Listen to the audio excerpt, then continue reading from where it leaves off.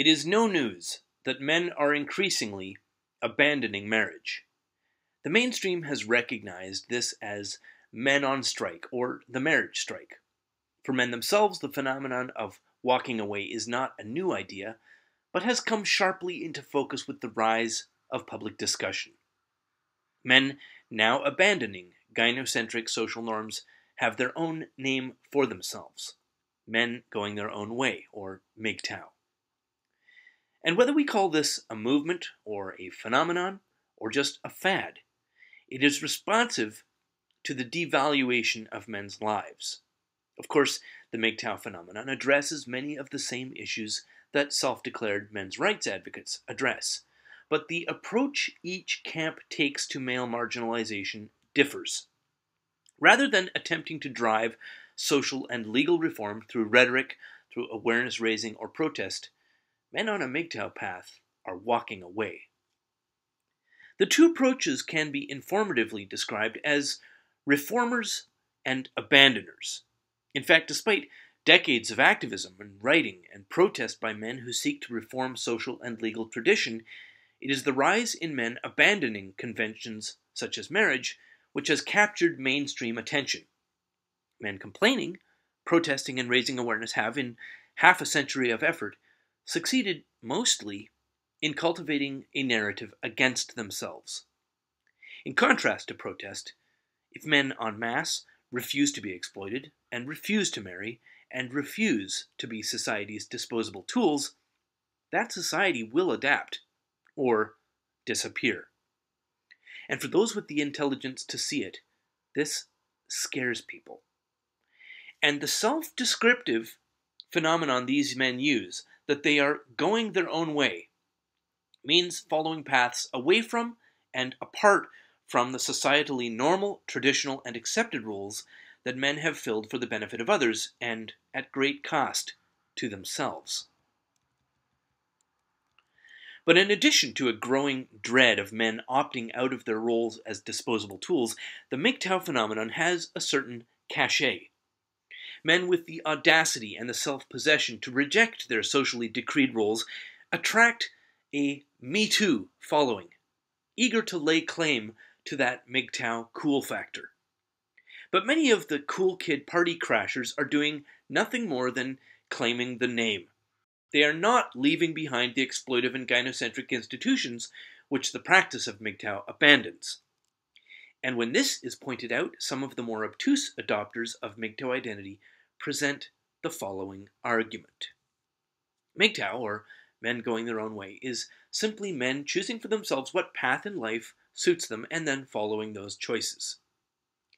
This is a semantic, literalist interpretation of the MGTOW acronym, but it ignores the real-world phenomenon and the climate of normalized male exploitation driving men to walk away from traditional social conventions. To a space alien, arriving on Earth with no knowledge of human society, this purely literal interpretation of men going their own way would make sense. However, to anyone addressing social and legal issues affecting men, the semantic argument that MGTOW is simply a matter of men making choices, it is a naked and obvious falsehood.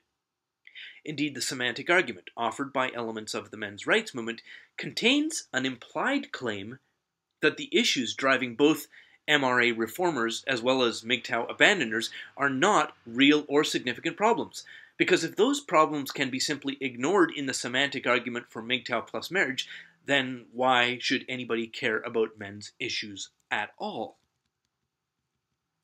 Of course, the lie, as obvious as it is, has a motive.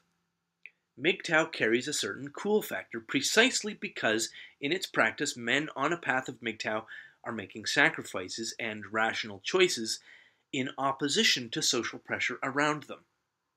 A man cutting his own path in opposition to pressure to conform demonstrates some powerfully positive qualities. These include integrity, intelligence, independence, and fortitude. It is natural that other men want to borrow some of that image.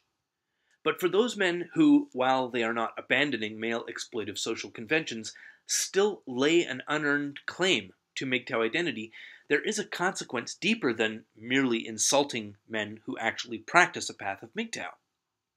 And to understand this, the context in which the going their own way phenomenon occurs must not be forgotten. The man strike, or the opting out of men, or the walking away phenomenon occurs in response to a climate of disregard for men's humanity. Men are disparaged, even as they are used as the fuel and the motive force of our society. And it is men who reject this use, leaving exploitive conventions like marriage, that has driven public awareness of the MGTOW phenomenon. This manifests in places like Dr. Helen Smith's book, called Men on Strike, and in all ensuing public discussion of what the mainstream very often calls the marriage strike. So when the man strike or the marriage strike or the abandoner movement is redefined by men who understand these issues, and their redefinition includes men making the choice to marry, the most effective element of MGTOW is absent. The part of the abandoner phenomenon that gives it political relevance is removed by claiming a man can be MGTOW and married. Men self-actualizing, doing the inner work on themselves to shed self-destructive and gynocentric beliefs, well, nobody cares about that except for those men themselves. And so-called men's advocates claiming that MGTOW and marriage are compatible are not ignorant of this fact. But the argument continually reiterated by non-practicing adopters of the MGTOW label is that going their own way means men simply making choices. Ignored is the obvious reality that every man makes choices, and therefore MGTOW includes everyone, including male feminists and members of Al-Qaeda. Of course, this is self-detonating flim-flam. The rhetorical hocus-pocus comes from the same individuals who, prior to trading integrity for a whiff of popular appeal, rejected marriage as a coercive path of bondage to the state through a woman's fiat. The semantic argument that MGTOW just means choice is the argument for marriage. A strike on marriage is how the outside world recognizes the MGTOW phenomenon, and the rejection of marriage is how the abandoner movement summarizes itself to outsiders. And the argument for marriage, the semantic argument from men's rights advocates, is a cynical and depraved betrayal of men.